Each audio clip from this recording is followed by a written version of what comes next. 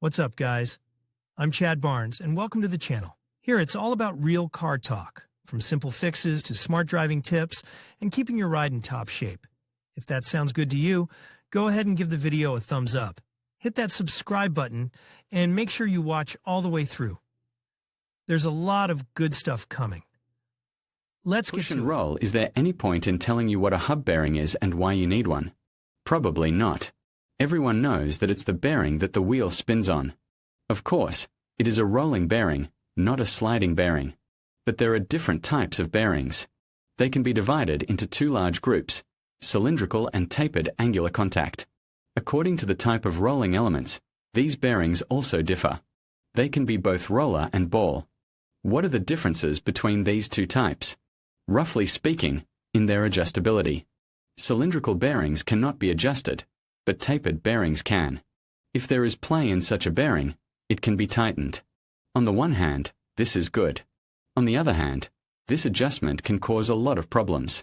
For example, on the first Chevrolet Nivis, the front bearings had to be adjusted almost every 10,000 kilometers, which wore out the nerves of the owners of these Nivis, although, to be honest, there were many things that wore out their nerves, these bearings, and expansion tanks, and many other things.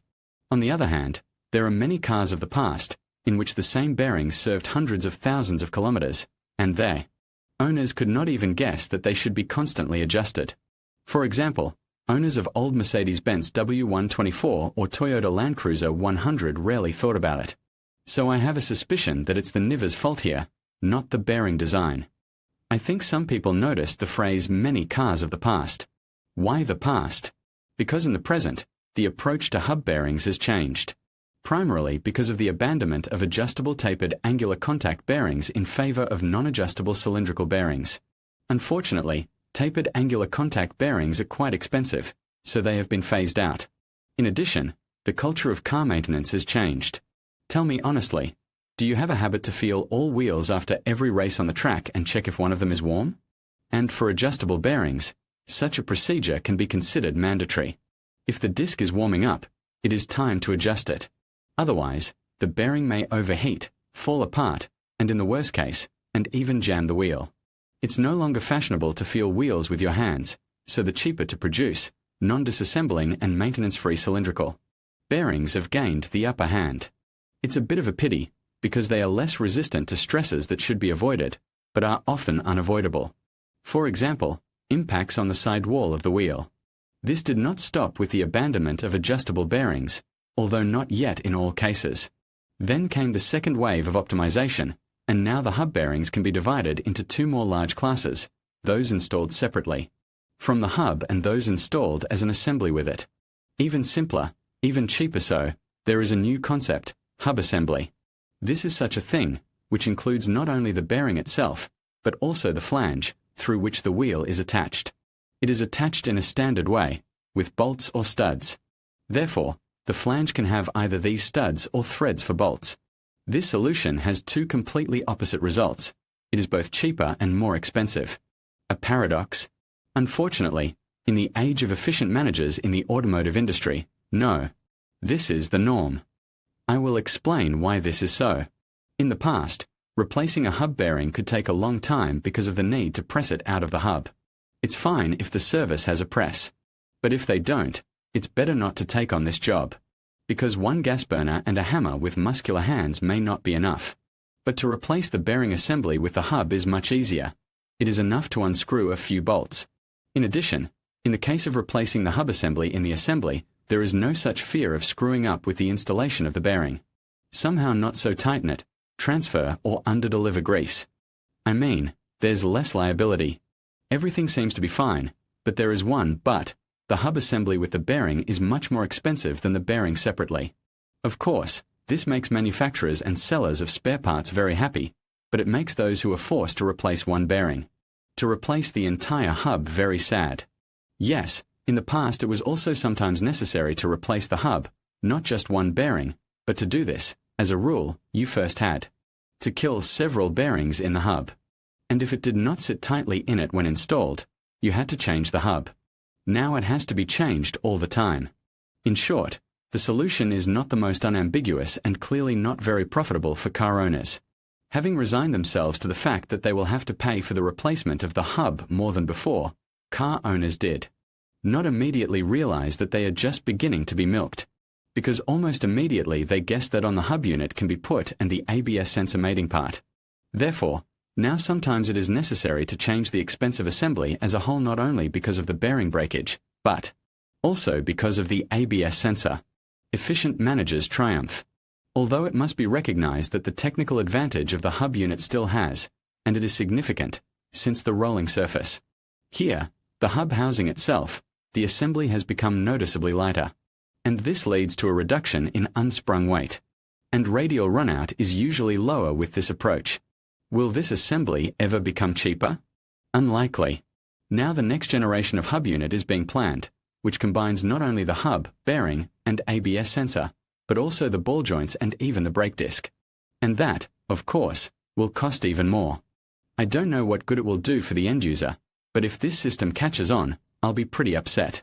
Of course, the classification and types of hub bearings I have listed are far from complete.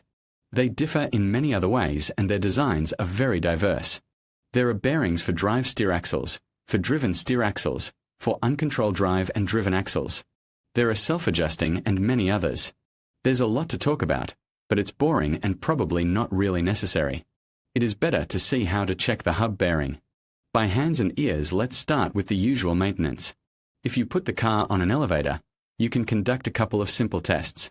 The simplest, just spin the wheels in different directions. At the same time, listen to the sound. There should not be any crunches or crackles. If there are, you will have to look for the cause. A jam caliper or other sounds can crunch, or simply dirt under the brake disc guards. If the wheel spins well, look further. Use your hand to grasp the suspension spring and spin the wheel. Often, if the bearing is worn out, the spring will vibrate. If the hand felt nothing unusual, then everything is fine. Of course, in neglected cases it is difficult not to notice the death of the bearing. The front ones usually hum in corners, the rear ones, in a certain speed range, which gradually increases. If the case is a complete pipe, the wheel is loose at all. But it is already necessary to be a completely deaf, suicidal pophagist to bring the bearing to such a state. Is it possible to drive with a howling bearing? Absolutely not, because it can howl for thousands of kilometers, or it can jam very quickly. It is as lucky as you are, and if you are not lucky, you can lie down to rest on the roof in a ditch or go head-on with a carmass. Slowly go to the service can be, but carefree riding, no. Absolutely not. Although, of course, it happens that someone drives amazingly thoughtless, with a wheel that is spinning in all directions. Of course, the car is badly controlled, but more dangerous is a possible wheel wedge. Well, warn or don't warn, it's useless. Happily ever after, we still have one last question. Why does the bearing die early? There are several main reasons. The first is, of course, bad roads. The bearing should help the wheel to rotate, not bounce over potholes. Theoretically, a good bearing has no backlash, so it is not too afraid of shocks, but this is only in theory. In reality, as soon as the bearing wears out a bit, clearances appear. And after that, the destruction of the bearing on bad roads is noticeably accelerated. It is especially difficult for bearings to survive impacts in the side wall of the wheel. They are not designed for this absolutely. The second reason, driving in deep mud and fords. No comment. If you stand on the hub in a puddle, the grease is washed out, and water gets into the bearing. The third is the wrong choice of wheel discs. Too large an outreach of the disc. It is practically a sentence to the bearing.